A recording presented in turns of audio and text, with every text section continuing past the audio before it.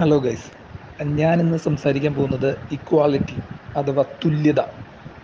നമ്മൾ ചെറുപ്പം തൊട്ടേ കേൾക്കുന്ന കാര്യങ്ങളാണ്. മനുഷ്യരെല്ലാവരും തുല്യരല്ലേ, ജാതിയും മതവും ഒക്കെ അതിനിടയിൽ നമ്മൾ എല്ലാ മനുഷ്യരും, ഇപ്പം നിറമായാലും പല രാജ്യങ്ങളിലുള്ള പല തരത്തിലുള്ള ആൾക്കാർ എല്ലാവരും തുല്യരല്ലേ. അങ്ങനെ ചെറുപ്പം തൊട്ടേ നമ്മളത് കേൾക്കുന്നതാണ്. എന്തുകൊണ്ട് എല്ലാവരും തുല്യരല്ലാത്തത്, അല്ലെങ്കിൽ തുല്യത ഇതാണ്. അപ്പം ഞാനും അങ്ങനെ തന്നെ വിശ്വസിച്ച് പോന്നിരുന്ന ഒരാളാണ്. എല്ലാവരും തുല്യരാണെന്ന്. പിന്നെ വലുതായി കഴിഞ്ഞപ്പോഴത്തേക്കും ചില ആർഗ്യുമെൻറ്റ്സ്, അതായത് നമ്മളിപ്പോൾ ഈ ചില ഓഡിയോസിലൊക്കെ കേൾക്കുന്ന നേരത്ത് കൗണ്ടറായിട്ട് ഈ തുല്യതയുടെ കാര്യം പറയുമ്പോൾ കൗണ്ടറായിട്ട് വരുന്ന ആർഗ്യുമെൻറ്റ്സ്. ഫോർ എക്സാമ്പിൾ, ആർമിയിൽ തുല്യത എങ്ങനെ വർക്കൗട്ട് ആവും? കാരണം ആർമിയിൽ ഒരു ഹൈറാർക്കി കറക്റ്റായിട്ട് ഓരോ പൊസിഷൻസ് ഇല്ലെങ്കിൽ സോൾജിയേഴ്സ് എങ്ങനെ വർക്ക് ചെയ്യും ടുഗെദർ ആസ് എ യൂണിറ്റ്. അതേപോലെ കമ്പനീസിൽ നമുക്ക് ഹൈറാർക്കി ഇല്ലെങ്കിൽ എംപ്ലോയീസ് എങ്ങനെ വർക്ക് ചെയ്യും. സോ ഞാനിങ്ങനെ പല ഇതിനെക്കുറിച്ച് പല ഫേമസ് ആയിട്ടുള്ള ആൾക്കാരുടെ ഓഡിയോസ്, ക്ലിപ്സൊക്കെ കേൾക്കാറുണ്ട്. അപ്പോൾ എൻ്റേതായ അതിനകത്തുനിന്ന് ഞാൻ എൻ്റേതായ ഒരു നിർവചനം ഉണ്ടാക്കിയേക്കാണ്. അതായത് തുല്യത കൊണ്ട് ഉദ്ദേശിക്കുന്നത് എന്താണ്. സോ എൻ്റെ കാഴ്ചപ്പാട് ശരിയായിക്കൊള്ളണമെന്നില്ല, പക്ഷേ ഇത് ശരിയാണോ എന്ന് നിങ്ങൾ തന്നെ തീരുമാനിക്കാം. ഓക്കെ, ഞാൻ തുല്യതയെ കൊണ്ട് ഈ തുല്യത എന്ന് പറയുന്ന സംഭവം, മനുഷ്യരെല്ലാവരും തുല്യർ തന്നെയാണ്. പക്ഷേ ഈ തുല്യത ചില മാനദണ്ഡങ്ങളിൽ മാത്രമേ അത് വർക്കൗട്ട് ആവുകയുള്ളൂ. ഫോർ എക്സാമ്പിൾ, നമ്മളുടെ ഒരു പൗരൻ്റെ മൗലിക അവകാശങ്ങൾ, സിറ്റിസൺ റൈറ്റ്സ്. സോ അത് എന്തായാലും എല്ലാവർക്കും തുല്യമായിരിക്കണം. ലോ, നിയമം എല്ലാവർക്കും തുല്യമായിട്ട് ഉള്ളൊരു കാര്യമാണ്. അതെല്ലാവർക്കും തുല്യമായിരിക്കണം. സോ ഈ മാനദണ്ഡങ്ങൾ ഒഴുകി വെച്ച് കഴിഞ്ഞാൽ ബാക്കി ഈ തുല്യത വർക്കൗട്ട് ആവില്ല.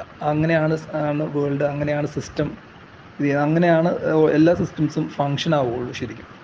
സോ ഇത് ചെറുപ്പം തൊട്ടേ ഞാനിങ്ങനെ മനസ്സിൽ ഒരു ഡിബേറ്റായിട്ട് കിടന്നൊരു സംഭവമാണ്. അപ്പം ഞാൻ എൻ്റെ റിസർച്ചിലൂടെ ഫൈൻഡ് ഔട്ട് ചെയ്ത് ഉണ്ടാക്കിയൊരു നിർവചനമാണ് ഈ തുല്യതയുടെ കാര്യത്തിൽ.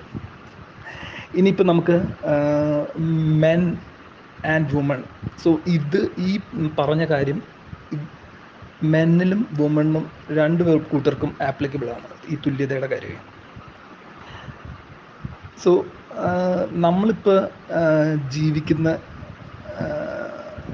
സംസ്ഥാനമാണെങ്കിലും രാജ്യമാണെങ്കിലും sad but true male dominated സൊസൈറ്റിയാണ്. എനിക്കറിയില്ല, ഇപ്പോൾ കുറേ ചേഞ്ചസ് വരുന്നുണ്ട്, പക്ഷേ എന്തൊക്കെ പറഞ്ഞാലും ഒരു മെയിൽ ഡോമിനേറ്റഡ് സൊസൈറ്റി. ഇങ്ങനെ പറയാൻ നേരത്ത് നമ്മൾ ഓരോരുത്തരും ചിന്തിക്കേണ്ട ഒരു കാര്യമുണ്ട്, നമ്മളുടെ ഫാമിലി മെയിൽ ഡോമിനേറ്റഡ് ആണോ എന്നുള്ളത്. ഇപ്പം ഞാൻ എൻ്റെ ഒരു കാര്യം പറയാം.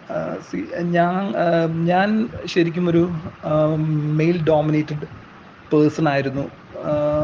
എനിക്കത് എൻ്റെ മാരേജൊക്കെ കഴിഞ്ഞ പിന്നെയാണ് ഞാനൊരു മെയിൽ ഡോമിനേറ്റഡ് പേഴ്സൺ ആണെന്ന് പറയാൻ കാരണം, പറയാൻ എനിക്ക് ശരിക്കും അത് മനസ്സിലായില്ലായിരുന്നു ഞാനൊരു മെയിൽ ഡോമിനേറ്റഡ് പേഴ്സൺ ആണെന്ന്. കാരണം നമ്മളുടെ ഫാമിലീസ്, ഫോർ എക്സാമ്പിൾ എൻ്റെ ഫാമിലി ആണെങ്കിലും ഞങ്ങളുടെ വേറെ റിലേറ്റീവ്സിൻ്റെ ഫാമിലീസൊക്കെ ആണെങ്കിലും ഒരു മെയിൽ ഡോമിനേറ്റഡ് ഇതുണ്ട്. പല ഇതിലും ഇപ്പോഴും അത് കണ്ടിന്യൂ ചെയ്യുന്നുണ്ട്. നമ്മളാരും സമ്മതിക്കില്ല, ഇത് പലരും സമ്മതിക്കില്ല എന്നൊക്കെ ഒരു കാര്യമാണ്. സോ എനിക്ക് മാരേജൊക്കെ കഴിഞ്ഞപ്പോൾ ആണ് മനസ്സിലായത്. താപ്പിട് എന്ന് പറഞ്ഞൊരു ഹിന്ദി ഫിലിമൊക്കെ കണ്ടു. അപ്പോൾ അതൊക്കെ കണ്ടു കഴിഞ്ഞപ്പോൾ ശരിക്കും അതിനെ ഇൻഫ്ലുവൻസ് ചെയ്തൊരു ഫിലിമാണ്. സോ ഞാൻ പറയാൻ വന്നത് ഇത്രയേ ഉള്ളൂ. നമ്മൾ മെയിൽ ഡോമിനൻസ് ആണെങ്കിൽ നമ്മളത് തിരുത്തേണ്ടതുണ്ട്. ഈ തുല്യത എന്ന് പറയുന്നത് നമ്മൾ ഫാമിലീസിൽ ആദ്യമേ ചെക്ക് ചെയ്യണം. നമ്മളെല്ലാം ഈ തുല്യതയുടെ കാര്യം പറയുമ്പോൾ നമ്മുടെ ഫാമിലീസിൽ, നമ്മൾ വളർന്നു വന്നേക്കുന്ന ചുറ്റുപാടുകൾ നമ്മൾ ശ്രദ്ധിക്കണം. നമ്മുടെ ഫാമിലീസിൽ ആ മെയിൽ ഡോമിനൻസ് ഉണ്ടോ, നമ്മൾ ഈക്വലായിട്ട് ഉള്ള ഓപ്പർച്യൂണിറ്റീസ് നമ്മുടെ ഫാമിലിയിൽ ഉണ്ടോ എന്ന് നോക്കണം. നമ്മളെ തിരുത്തിയാൽ മാത്രമേ നമുക്ക് ഇതിനെക്കുറിച്ച് സംസാരിക്കാൻ പോലുള്ള ഒരു റൈറ്റ് ഉള്ളൂ. സോ ഈ തുല്യത മെയിലിനും ഫീമെയിലിനും ഒരേപോലെ ആപ്ലിക്കബിൾ ആയിട്ടുള്ള കാര്യമാണ്.